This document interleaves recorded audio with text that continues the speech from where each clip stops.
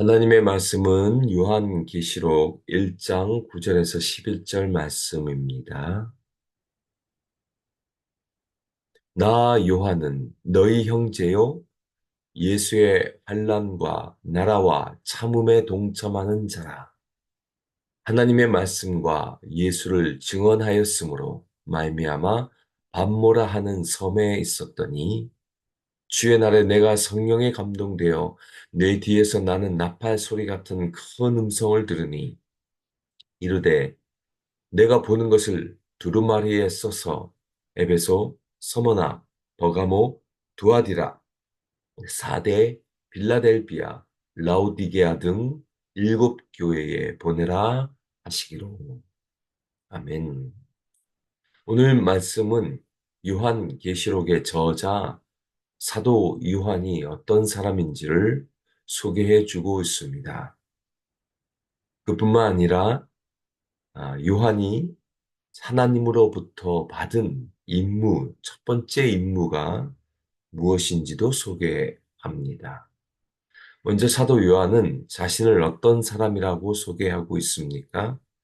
9절 말씀을 보시면 나 요한은 너희 형제요 예수의 환난과 나라와 참음에 동참하는 자라 라고 소개합니다. 사도 요한이 어떤 사람이었습니까? 예수님과 공생애를 함께 했을 때 그의 형제 야고보와 함께 어머니를 대동해서 예수님이 잘 나가실 때 한 자리 공천을 부탁했던 자가 사도 요한이었습니다. 우리의 아들이라는 별명도 지니고 있었던 그 사도 요한이 이제는 자기 자신을 너희 형제요 예수의 환난과 나라와 참음에 동참하는 자라고 소개합니다. 성경을 읽다 보면 사도 바울도 그렇고 사도 베드로도 그렇고 오늘 읽은 사도 요한도 이렇게 보면 그들이 나이가 들고 신앙의 연수가 들어도 늘 자신을 낮은 위치에 있는 존재로 항상 소개하고 있는 모습들을 봅니다. 아마 사도 요한이 요한계시록을 쓸 때가 거의 학자들에 의하면 90세가 다 되었을 어, 그 연세인데 아직도 자기 자신을 형제라고 소개하고 여전히 예수의 환난과 나라와 참음에 동참하는 자라고 소개합니다. 진짜로 사도 요한은 9절 하반절에 이렇게 소개하죠. 하나님의 말씀과 예수를 증언하였으므로 말미암아 밤모라는 섬에 있었다라고 자신을 소개합니다. 여러분, 저 연세에 사도 요한은 아직도 하나님의 나라와 참음에 동참했기에 예수를 증언하였기에 밤모라고 하는 섬에 있는 사도 요한의 모습을 소개하고 있는 것입니다.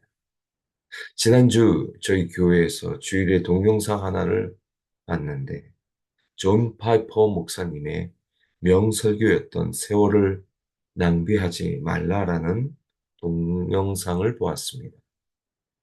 우리의 인생의 목적이 이른 나이에 일찍 은퇴해서 좋은 보트를 타고 취미생활로 비치를 돌아다니며 조개 껍질을 모으면서 남은 여생을 보내는 것에 대해 존 파이퍼 목사님은 그런 인생은 트레저리, 비극이라고 말하는 것을 듣지 않았습니까?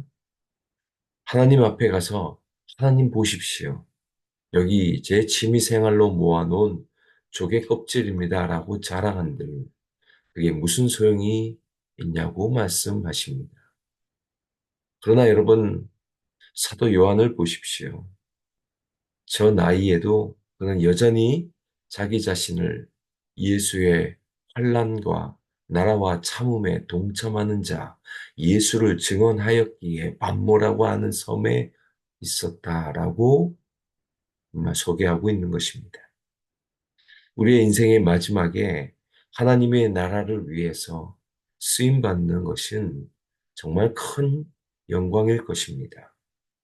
좋은 보트 위에서 취미생활로 조개 껍질 모으며 살아가는 인생이 절대 행복한 인생이 아닙니다. 좀 더 가치 있는 인생에 되시기를 바랍니다. 남은 여생 내가 무엇을 위해 살까? 사도 요한을 보십시오. 그가 어디에 있습니까? 반모섬에 유배되어 있습니다. 하나님 나라 때문에 예수를 증언했기에 지금 반모라고 하는 그 섬에 유배되어 있는 것입니다.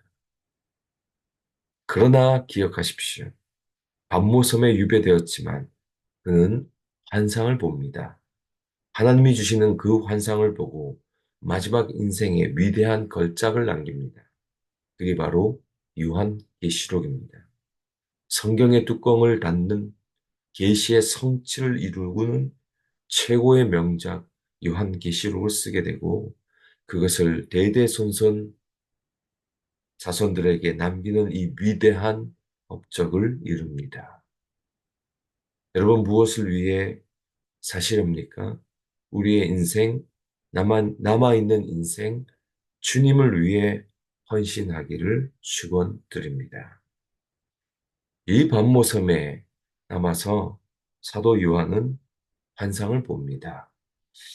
10절 말씀을 보시면 주의 날에 내가 성령에 감동되어 내 뒤에서 나는 나팔 소리 같은 큰 음성을 들었다고 말합니다. 주의 날은 여러분 주일, 문자 그대로 일요일, 주일을 말합니다. 그 주일에 성령에 감동되어 영적인 세계에 들어가 하나님의 큰 음성을 듣습니다. 그것을 사도 요한은 나팔 소리 같은 큰 음성이라고 소개합니다. 여러분, 나팔 소리가 아닙니다. 나팔 소리와 같은 큰 음성을 듣습니다. 제가 요한계시록 서론에서 말씀드렸지만 그 당시 소리를 리코딩하면 정확히 알 수 있겠지만 그렇게 하지 못하니 가장 비슷한 단어를 사용하여 나팔 소리 같다고 표현한 것입니다. 저는 이 주일날, 주일에 성령에 감동되어 영적인 깊은 세계에 들어가는 사도 요한의 모습이 너무 부럽습니다. 우리 주일날, 주의 날이 성령으로 감동되어 모든 성도님들이 그 예배에 영적인 깊은 체험이 있는 주의 날, 주일이 되기를 한번 소망해 봅니다. 그럴 때 얼마나 우리의 예배가 달라지겠습니까? 그런데 그 소리가 뭐라고 말하는가? 여러분 11절까지 11절에 소개되는데 여기 11절에 7교회가 소개됩니다. 이르되 내가 보는 것을 두루마리에 써서 에베소, 서버나, 버가모, 두아디라, 사대, 빌라델비아, 라우디게아 등 7교회에 보내라고 하십니다. 이게 큰 소리의 내용입니다. 사도 요한이 환상을 통해 본 것을 두루마리에 기록해서 저 7교회에 보내라고 말합니다. 이것이 요한계시록에 나오는 하나님이 준 첫 번째 명령인데요. 왜 7교회일까요? 이 7교회는 요한계시록의 편지를 들고 가는 자가 방문하는 순서에 따라서 기록되었다고 합니다. 화면도 준비되어 있지만 반모섬에서 제일 가까운 교회가 에베소 교회이고 서바나 교회, 또 두아디라, 사대, 이렇게 빌라델비아, 라오디기아 그 순서로 아, 그 7교회가 선택된 것으로 보입니다. 이 명령은 바로 하나님의 나팔 음성과 같은 큰 메시지가 각 교회마다 전달됩니다. 나팔 같은 소리지만 구약의 나팔 소리는 백성들이 하나님의 말씀을 들으려 할 때 나팔도 울렸습니다. 앞으로 2장, 3장에서 7교회가 소개될 텐데 각 교회가 하나님의 말씀을 들어야 했습니다. 그래서 귀 있는 자는 성령이 교회들에게 하시는 말씀을 들을지어다. 이제 큰 나팔 같은 소리가 각 교회마다 들려지게 됩니다. 각 교회마다 선포됩니다. 여러분, 이 시대에 각 교회가 들어야 할 하나님의 말씀이 있는 줄로 믿습니다. 그 하나님의 말씀, 나팔 소리 같은 그 말씀이 각 교회마다, 아니, 우리의 각 심령마다 한 사람 한 사람에게 다 그 하나님의 나팔 같은 소리가 울려 퍼지기를 원합니다. 이제 앞으로 요한계시록이요, 각 교회마다 이 하나님의 선포되어지는 말씀이 울려 퍼질 것입니다. 그래서 각 교회에 잘못된 것이 있다면 그것이 고쳐지고 교회의 참된 모습으로 다시 서야 할 것입니다. 말씀이 하나님의 큰 음성으로 듣고 그 말씀으로 우리 역시 다시 한번 세워지고 바르게 세워지며 무엇이 잘못된 거 있다면 그것들이 전해져서 하나님이 원하시는 건강한 교회, 건강한 성도들로 세움받기를 원합니다. 이 하나님의 나라의 참음에 동참하시고 앞으로 선포되어질 그 하나님의 말씀을 사모하며 듣는, 그래서 다시 한번 세워지는 저와 여러분 되시기를 주님의 이름으로 축원드립니다.